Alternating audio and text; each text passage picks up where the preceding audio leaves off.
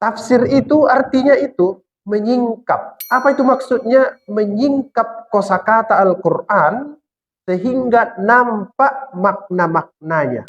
Tidak ada manusia ini yang tahu secara pasti apa maksud Tuhan. Tidak ada itu. Karena maknanya tadi apa? Sesuai dengan tingkat kemampuan manusia. Jadi kalau ada orang dibacanya Al-Quran, kemudian dipaksanya, itulah yang paling benar. Itu keliru itu. Tidak boleh begitu beragama itu. Kalau ada manusia ini bisa tahu persis apa maksud Tuhan, itu Tuhannya nggak keren itu katanya. Iyalah pula. Iya Pak ya. Jangankan Tuhan, anak kecil aja di rumah, anak kita, dia nggak tahu persis apa maksud kita, kenapa kita marah-marahi dia kan? Assalamualaikum warahmatullahi wabarakatuh. Innal hamdalillah nahmaduhu wa nasta'inuhu wa nastaghfiruh wa na'udzu billahi min shururi anfusina wa min sayyiati a'malina. Man yahdihillahu fala mudilla lahu wa man yudlil fala hadiya lahu.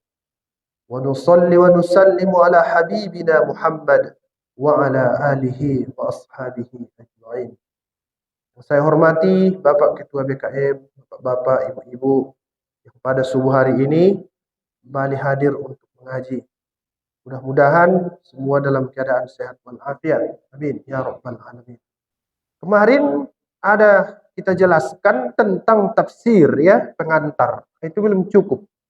Sekarang saya coba lagi sedikit supaya makin terbuka wawasan kita tentang Al-Quran. Apa itu sebenarnya tafsir itu? Apa itu sebenarnya? Nah, tafsir artinya al-kasfu. Itu bahasa Arabnya. Apa itu Ustaz arti al-kasfu? Menyingkap. Ini ada tirai ini kan?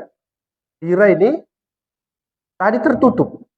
Tapi pas bapak-bapak mengangkatnya ke atas, ini namanya menyingkap namanya. Jadi nampaklah ibu-ibu, nampaklah bapak-bapak dari belakang, ibu-ibu dari depan. Tafsir itu artinya itu menyingkap.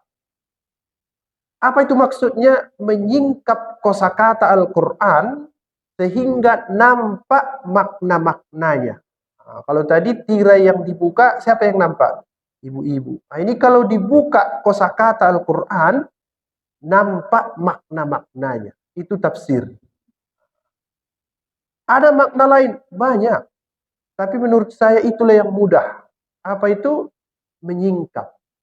Membuka ataupun dia mengurai kosakata Al-Quran sehingga bisa kita pahami. Karena kosakata Al-Quran ini kalau tidak dia dipahami, tidak disingkap, kita nggak ngerti apa maksudnya. Bahkan orang Arab pun dulu sering bingung itu ketika ada kosakata dalam Al-Quran. Itu di juz 30 ada begini. Wa fakihatan wa abba. Umar bin Khattab, apa itu abba katanya? Padahal beliau orang Arab kan? Apalagi kita orang Indonesia. Itulah makanya perlu belajar. Itu secara bahasa. Kalau dia secara istilah, bahasa kerennya secara terminologi. Tafsir artinya pemahaman manusia terhadap kitab suci Al-Quran sesuai dengan tingkat kemampuan manusia.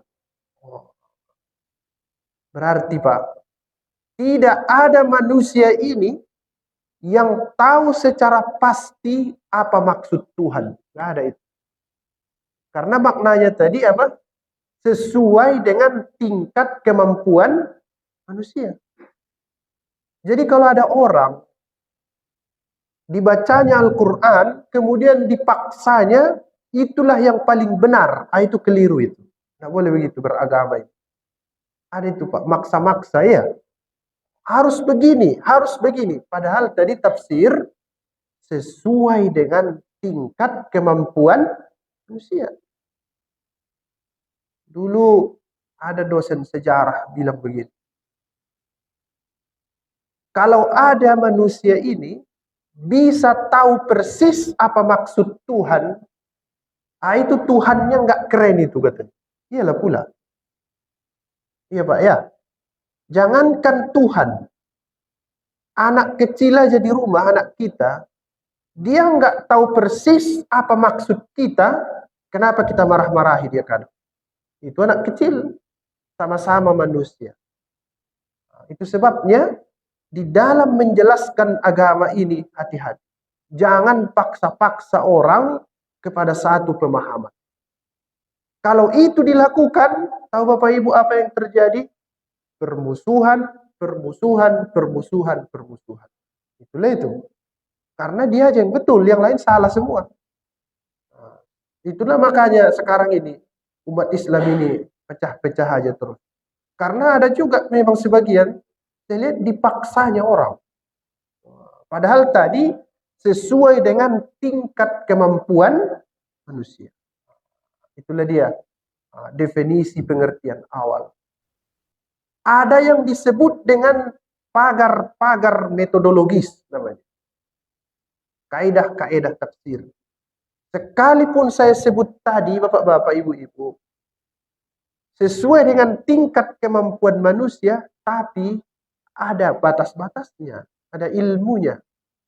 Makanya jangan kita tafsirkan Al-Quran suka-suka hati kita. Oh, itu bahaya itu. Muncul nanti banyak aliran-aliran baru. Tiba-tiba di Marelan ada nabi nanti. Oh, ada nabi di sini. Susah sekarang ini. Jadi orang kadang WhatsApp saya. Orang sekarang ini Ustaz ngeri-ngeri kali, banyak mengaku nabi katanya. Oh, belum ada apa-apanya. Dulu ada orang mengaku Tuhan lagi. Siapa namanya, Pak? Fir'aun. Oh, begitu kan? Jadi harus mengaji lah kita. Nah, Bapak-bapak, Ibu-ibu sekalian. Sesuai dengan tingkat kemampuan manusia. Karena kecenderungan manusia macam-macam, jadi macam-macam lah tafsir. Ada ibu-ibu, dia suka kalau ceramahnya tentang fikih. Dia cenderung ke situ. Aku suka kali Ustaz tuh kalau ceramah. Kenapa ibu suka? Karena jelas dijelaskannya bagaimana tata cara wudhu. Nah, ibu itu cenderung dia ke situ. Jelas saya lihat dijelaskan Ustadz itu bahwa rukun wudhu itu ada 6 di dalam mazhab Syafi'i. Di dalam mazhab Hanafi ada 4. Dalam mazhab yang lain beda lagi jumlahnya.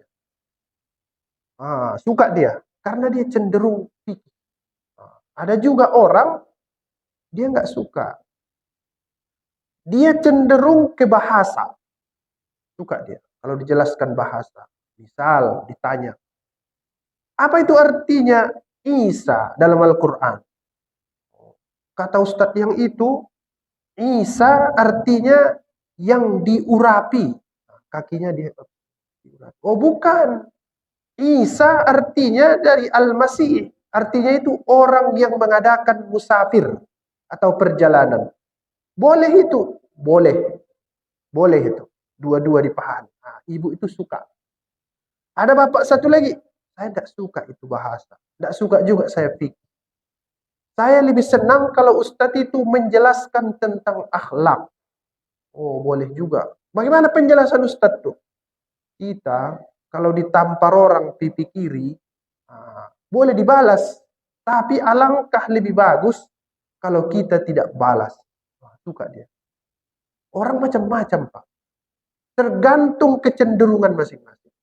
Nah, makanya sekali lagi saya sampaikan, mengajilah terus supaya kedengaran yang macam-macam itu. Nah, ini kan udah 2 kali kita, supaya dia luas wawasannya dalam beragama, tidak mudah nyalah-nyalahkan orang, sehingga dia fokus kerja. Macam pagi ini, jangan setelah ceramah bertambah masalah.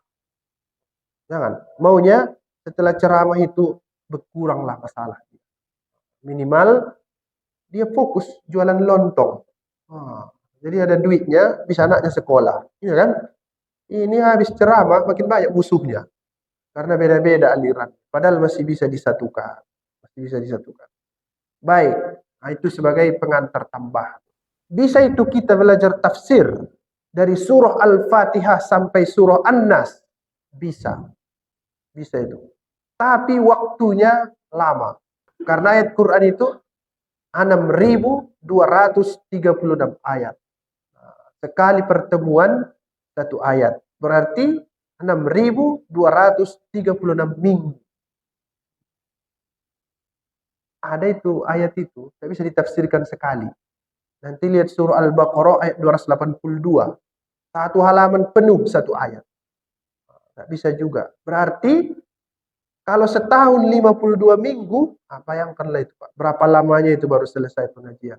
Saya yakin udah meninggal semua jemaahnya, belum tamat itu. Ustadznya pun udah meninggal. Tak selesai juga kan? Oleh sebab itu, ada bapak-bapak bilang ke saya, udahlah Ustadz, tak usah tamat. Yang penting dapat pahala sajalah katanya. Bagus juga itu. Tapi itu jalan terakhir. Jalan terakhir lah itu. Nah, mari kita lihat dulu. Kita pelajari sedikit pembukaan pada hari ini. Bapak ibu-ibu yang saya muliakan. Kalau kita buka Al-Quran, surah apa yang pertama ketemu? Surah Al-Fatihah. Surah Al-Fatihah, surah yang pertama turun. Bukan. Ada yang berpendapat itu pertama turun? Ada. Boleh dipercaya itu, boleh dipercaya, boleh tidak. Tapi yang harus Bapak Ibu percayai, surah Al-Fatihah turun. Sampai situ wajib. Siapa yang mengingkari surah Al-Fatihah, cedera imannya. Tapi, siapa yang mempercayai surah Al-Fatihah pertama atau tidak pertama turun, tidak apa-apa. Nah, baca dalam tafsir Al-Manar, penjelasan. Ditulis oleh Syekh Muhammad Abduh. Kalau ustadz yang mana, kalau saya yang mana pun jadi. Yang penting ada di Al-Quran namanya apa? Surah Al-Fatihah. Ustadz ini sesat ini. Baca tafsirnya. Ada. Nanti baca juga tafsir Qurtubi. Waktu menafsirkan Iqra' bismi rabbikal ladzi khalaq. Macam-macam riwayat di situ. Mana yang lebih kuat Ustaz? Tergantung siapa yang menguatkan. Begitu ya. Boleh Ustaz beda-beda? Boleh. Itu satu. Saya selalu ceramah, saya jelaskan yang beda-beda. Ada jemaah bilang, pening kepala kami Ustaz. Tidak apa-apa pening. Yang penting tidak buang-buang waktu. Bagaimana itu buang-buang waktu? Nanti saya jelaskan satu pendapat, Bapak tanya ke Ustaz lain pendapat lain. Buang-buang waktu. Bagus, saya jelaskan aja semua udah. Jadi nanti bisa dibanding-bandingkan. Ingat, yang wajib dipercayai dalam belajar tafsir, ayatnya. Tafsirnya, tunggu dulu.